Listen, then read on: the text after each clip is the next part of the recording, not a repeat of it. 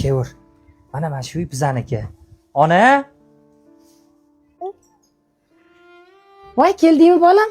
Kakras qaynanang yaxshi ko'rar ekan. Ovqat ustiga kelib qoldinglar. O'tirib turinglar. Qayerdan qayotsa? Shu desam bolam, bugun zo'r banket bo'lgan edi. Ovqatlar shundoq teyilmasdan qolib ketdi. Chiroyli qilib isitib olib kelyapman. Olinglar. Ol, ovqatga qara. Ha, aytgancha. Senga aytmadimmi? Onam restoranda ishlaydi, ofitsiant bo'lib. Bekor orib olib kelibsiz-da, onajon. Shuncha yeydigan narsamiz bor edi uyda. O'g'risi bor ekanmi bolam? Sizlar olib o'tiringlar, men hozir choy olib kelaman. Men o'tiribsan, ol-ya. Yo'q, men yemayman. Siz shunaqa uyda yashirmidingiz? Men haqingizda bunaqa hayotga bormagandim. Nima deganing bu? Tushunmadim sen.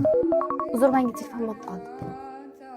To'xta, telefon emas, u budilnik chalinyapti-ku. Ha, hozir uydan telefon bo'lib qoldi. Voy qizim, choy damlagandim, ichib ketmaysizmi? Ha, bolam. Bunisi ham sinovdan o'ta olmadimi? Aka, uy nima bo'ldi? Hozir aka, 1 minut chiqaman o'zim. Men bu ko'yni ichkari turgan ekanman. Nechi pulida aka? 300 ming so'm aka. Mana 400 ming. Rahmat aka. Ketdingmi bolam? Ketdi ona. Bunisi ham sinovdan o'ta olmadimi? Siz shunaqa uyda yashirmidingiz? Senga aytmadimmi? Onam restoranda ishlaydi, ofitsiant bo'lib.